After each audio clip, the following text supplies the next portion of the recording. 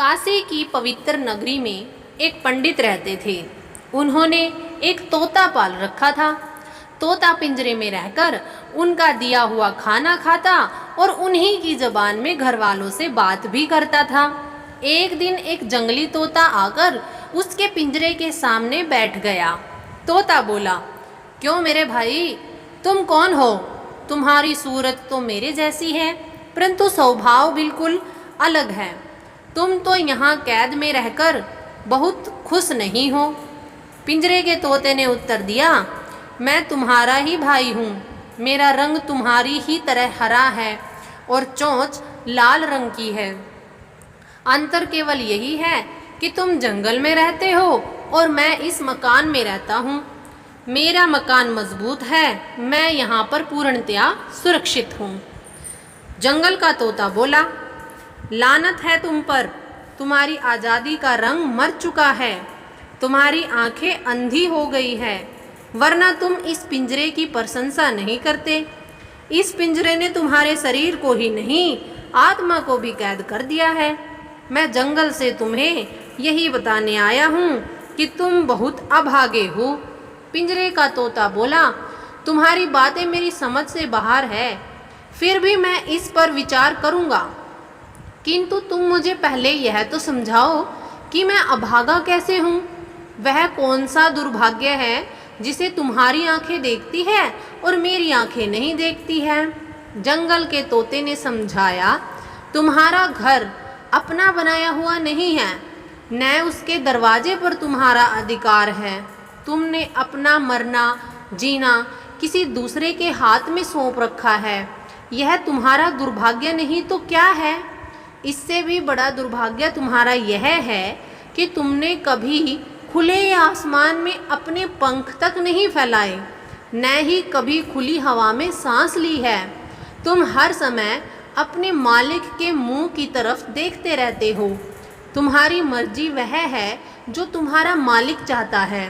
तुम्हारा मालिक और तुम्हारा यह पिंजरा ही तुम्हारी सबसे बड़ी मुसीबत है। पिंजरे का तोता इतनी सारी बातें सुनकर भौंचक्का रह गया। उसने जंगल के तोते से कहा, मैं तो समझाता हूँ कि मेरा मालिक मुझ पर मेहरबान है। मेरा यह सौभाग्य है कि उसने मेरा यह घर बना दिया है, वरना कौन मुझे पानी पिलाता, कौन मुझे दाना खिलाता, कौन जाड़े की रात और अंधेरे में मेरी रक्षा करता। मेरे पड़ोस में बिल्लियाँ बहुत हैं, जिनके मुंह में लंबे लंबे दांत हैं, पंजों में नाखून है, दिल में बेरहमी है, वे मुझे कच्चा खा जाएंगी। जंगल का तोता उसकी बातें सुनकर जोर जोर से हंसा और बोला, तुम यह क्यों नहीं समझते कि तुम यहाँ पर कैद हो? तोता बोला, मैं कैद कैसे हूँ? मैं जब चाहूँ पिंजरे में घूम सकता हूँ, मुझे कोई नहीं रोकता। मेरे पिंजरे में अकेले मेरा राज्य है। फिर मैं बताओ कैसे मान लूँ कि मैं गुलाम हूँ और मेरा पिंजरा एक कैद खाना है। जंगल के तोते ने उसे समझाया कि तुम गुलाम इसीलिए हो कि तुम मालिक की बात सुनते हो और उसी की बोली बोलते हो। एक दिन अपने मालिक की बात नहीं सुनोगे और अपनी बोली बोलकर देखोगे तो तुम्हें पता चल जाएगा। पिंजरे के तोते ने उसे आश्वासन दिया कि वह आज किसी की भी बात नहीं मानेगा, केवल अपने मन की बात को सुनेगा, अपनी ही बोली बोलेगा जो उसके माँ बाप बोलते थे। इसके बाद जंगल का तोता दूसरे दिन आने का वादा करके जंगल में चला गया। पिंजरे का तोता हैरान था। वह हैरानी उसके दिल, दिमाग और आँखों की पलकों पर छाई हुई थी। संध्या के समय पंडित का बेटा आता है और तोते से बातें करने लग जाता है। तोते ने उसकी बात का सही से जवाब नहीं दिया। उसने मन ही मन सोच रखा था कि मैं इसकी बात का जवाब क्यों दूं? मैं इसका कोई गुलाम थोड़ी ना हूँ। पंडित के बेटे ने गुस्से में आकर पिंजरे को उठाया और जमीन पर बहुत बुरी तरह से पटक दिया।